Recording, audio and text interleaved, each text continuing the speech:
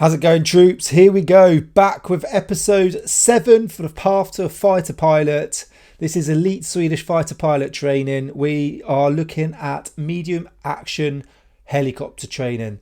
Looking forward to this. It's been a great series. Are you enjoying it? Please comment below. Be interested to see what you think of this and let us know what your thoughts are throughout this episode. And check out the original video in the description. But let's get into it. Vi här i Linköping, vi är andra helikopterskvadron. Geografiskt det finns det första skvadron uppe i Norrland. Sen har vi tredje skvadron nere i Ronneby. De flyger och understödjer marinen i första hand. Här i Linköping finns också fjärde helikopterskvadron, alltså särskilda helikoptergruppen som flyger mot specialförbanden. Vi flyger mycket jägarsoldater och annan trupp. Vi understödjer också civila samhället. Just nu då sjuktransporter, polisen och brandbekämpning. Här i Linköping flyger vi helikopter 16 i första hand, UH-60 Black Hawk internationellt.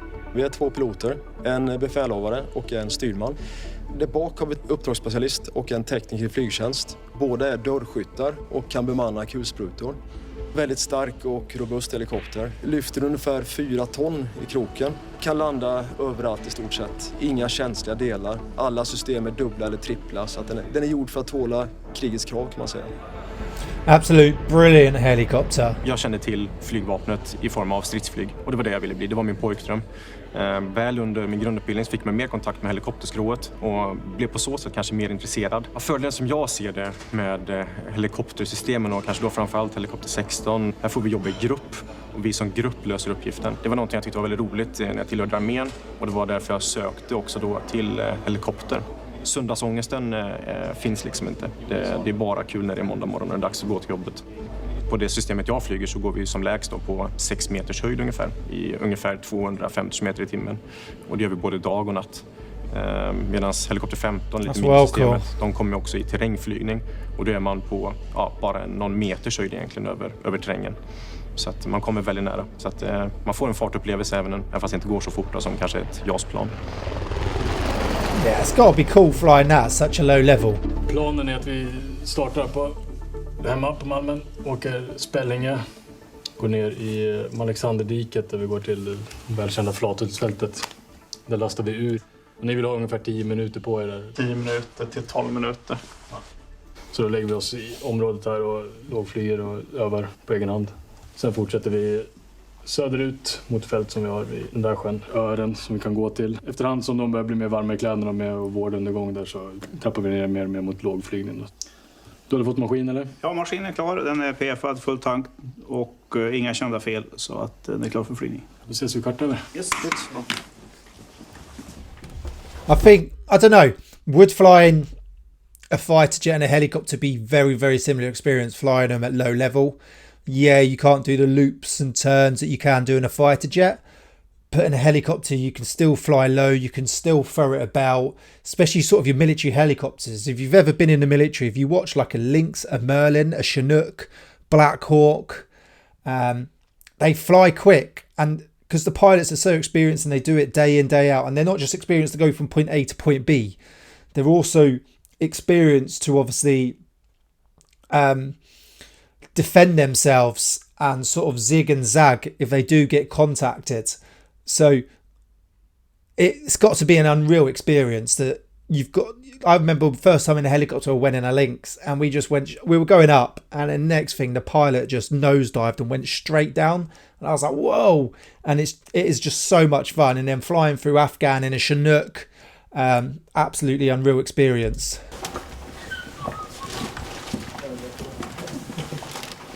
Det bästa med mitt jobb är inte själva spakandet kanske utan samarbetet som man får fram som besättning. Den gemenskapen och känna att man växer som person och som lag och blir bättre på olika uppgifter.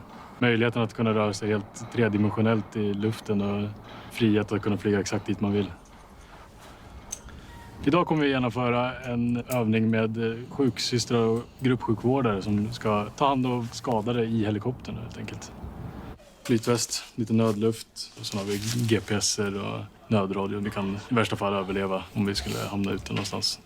Sen har vi en som vi kallar crash bag där vi packar med lite regnkläder, försäkringskläder, mat och vatten och sånt där. Så krukan och hjälmen som vi sätter på huvudet när vi ska flyga.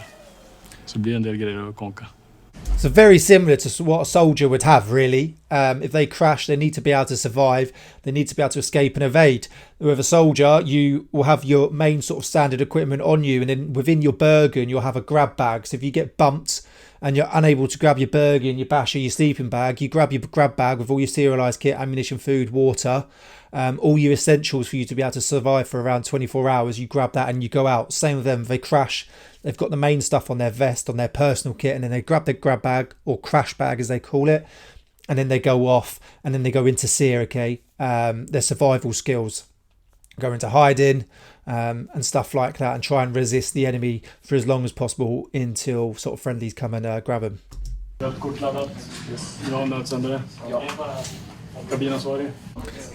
different though, so they've got their Swedish camouflage on, but it looks like they're wearing sort of like American digicam vests, if I saw that right.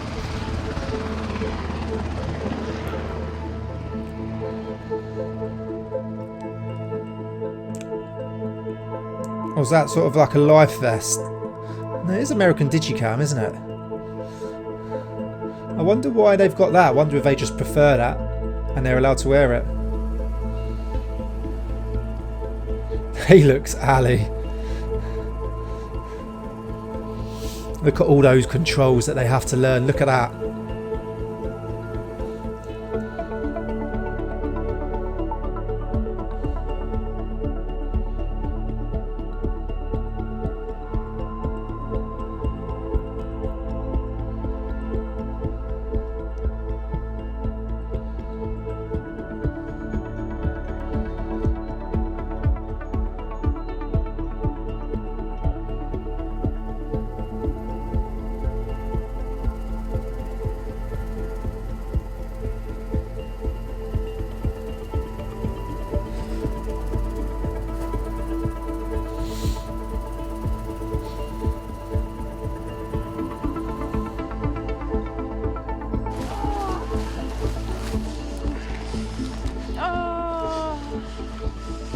Blöder fortfarande. Blöder det fortfarande? Ja.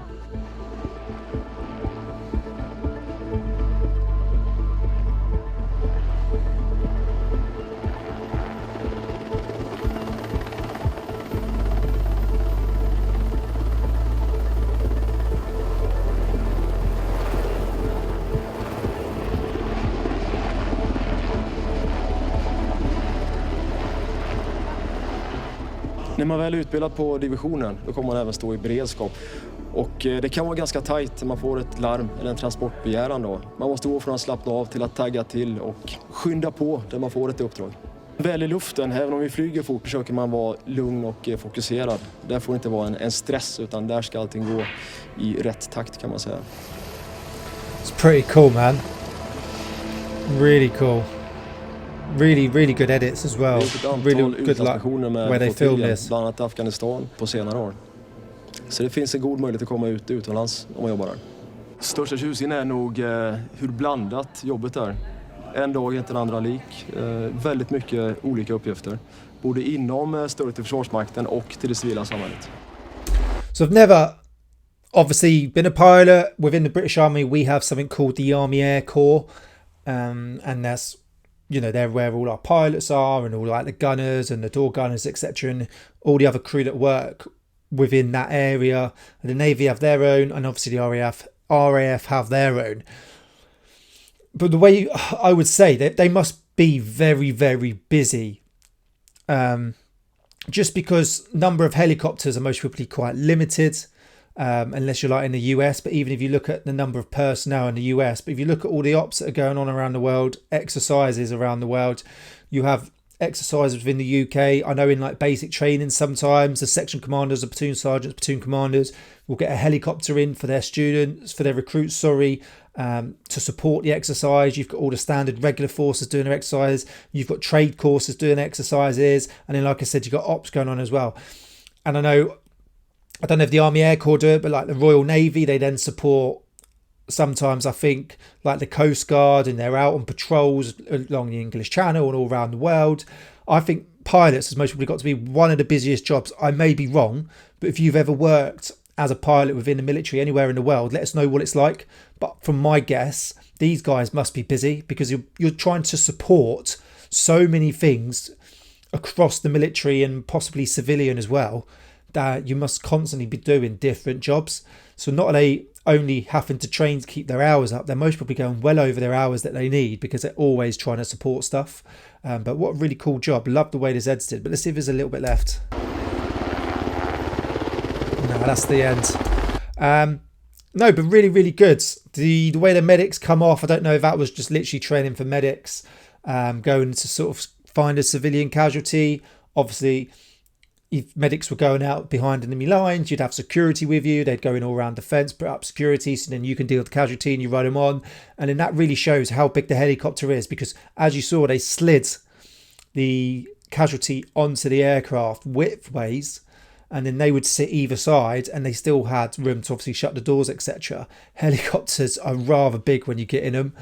Even like a Chinook's obviously massive. Merlin, a Lynx, I remember there being quite a bit of space in there. I've never actually been in a Black Hawk, but they do look really cool. Always thoroughly enjoyed going into a helicopter.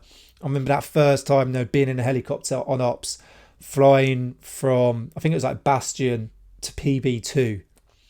And I just left Bastion and we went on the back, and you just sat there looking out the window. You had the machine gunner, door gunner sat there, and obviously the pilots were doing their job, and you just sat there like, wow, what an experience. I'm actually here and I'm doing it on operations. I'm not just flying around on exercise from point A to point B. And then you're flying over and you're like, anytime, a contact could happen, we could be shot at. Absolutely unreal experience. But to be a pilot, like I said earlier on, I wonder if it is a very similar experience flying low level, doing all your training, all your weaving, zigzagging, however they call it, is very similar to being possibly a fighter jet. Obviously you're going pretty much double the speed, but you're still pretty much going faster than any sort of car, and you've got to balance not getting too close to the ground, and then you've got to watch out for trees, overhead cables, telegraph poles, while trying to navigate. You've got like a million buttons in front of you with different operations. You've got headsets going on, people trying to talk to you, people in the back trying to talk to you. It's got to be really, really hard, but really, really fun. Hopefully you've enjoyed this episode. Hopefully it's given insight now into helicopter training. We'll see what episode 8 has got it about after this. But thank you very much for watching, and I'll see you soon.